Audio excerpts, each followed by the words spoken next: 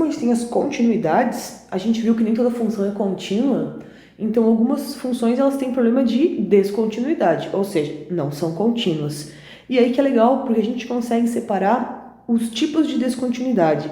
A gente tem 3 grandes grupos, e eu vou pegar os exemplos que a gente já tinha de funções, que a gente viu que não é contínuo em algum ponto, para explicar quais são esses grupos e dar nome para esses grupos.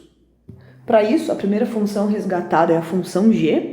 A gente já sabe que ela tem uma descontinuidade aqui em 2, certo? Mas a descontinuidade dela é uma descontinuidade bem simples. Por quê? Porque a gente fez algumas contas e a gente já sabe que o limite da nossa função g, quando x tende a 2, ele existe. Tanto à esquerda quanto à direita, a nossa função tem limite e esse limite é 3. Além disso, a gente tem mais um fator, que existe o g de 2 e esse g de 2 é 1. Então, repara que a gente tem a seguinte situação. A gente tem um valor para g de 2, claro, a gente precisa ter um valor, porque senão a gente não pode falar de continuidade, mas o limite existe. O único problema é que o valor do limite é diferente do valor da função no ponto. Então, na verdade, se eu pudesse fazer isso aqui, tira que o g de 2 vale 1, coloca que o g de 2 vale 3. Então, a gente risca esse ponto aqui e coloca ele aqui em cima. Olha que bonitinha que ficaria a nossa função. Nossa função ia dar uma reta e essa função passaria a ser contínua. Então, o que a gente tem? Esse tipo de descontinuidade a gente chama de descontinuidade removível. Por quê? Porque, de certa forma, se eu fizesse uma pequena mudança ali de um valor na minha função, só um valor na minha função, eu conseguiria fazer com que ela fosse contínua.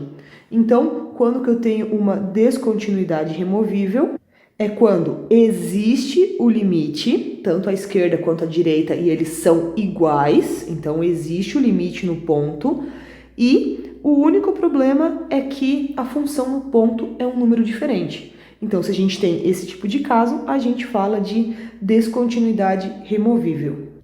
A nossa segunda função conhecida, que vai dar o nosso segundo tipo de descontinuidade, é essa daqui. Também estamos cansados de ver ela.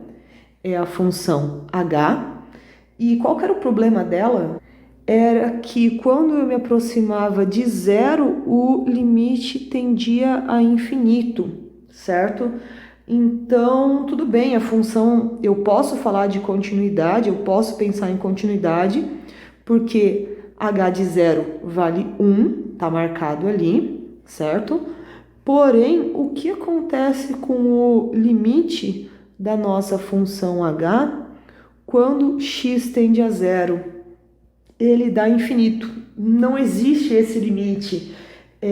Não dá, eu não consigo calcular, ele dá infinito. Então aí a gente tem nosso segundo tipo de descontinuidade. Afinal, para início de conversa, isso aqui nem existe, né? Isso aqui é dizer que o limite não existe.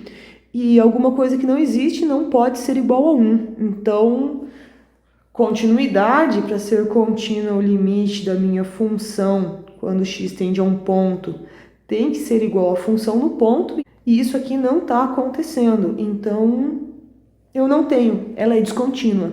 E como é que é o nome dessa descontinuidade? O nome é descontinuidade infinita, porque será, né? Infinita, a gente teve um resultado infinito. Então, a descontinuidade infinita, quando que eu posso ver que é uma descontinuidade infinita? Exatamente quando eu não consigo calcular um dos limites, ou seja, um dos limites é infinito. Ele não existe, tanto positivo quanto negativo, não importa. Então, assim que a gente vê quando uma descontinuidade é chamada de infinita. O que acontece? A gente tem limites tendendo para infinito. Poderia ser a menos infinito também. Então, agora falta nossa última descontinuidade. Qual que é? Nossa querida função conhecida P. Tem mais, tá? No Moodle eu coloquei mais exemplos ainda, mas aqui no videozinho só vou colocar alguns. Ela tem descontinuidade aonde? A gente calculou isso, é aqui no ponto 3. E qual que é o problema? O problema é que P igual a 3, a gente tem um valor, vale 3, sem problema nenhum com isso. Mas o limite da nossa função, ele não existe, mas ele não existe pelo simples fato de que à esquerda o limite está dando 4, à esquerda de 3 ele está dando 4, e à direita da nossa função, no mesmo ponto, ele está dando 2. Então, qual que é o nosso problema nesse caso? É que tudo existe, porém os limites laterais são diferentes, certo? No caso não existe o limite, né? Tudo existe não, né? Não existe o limite. Existem os laterais, mas eles dão números diferentes. Um tá indo para lá e o outro tá chegando aqui. E 4 é diferente de 2.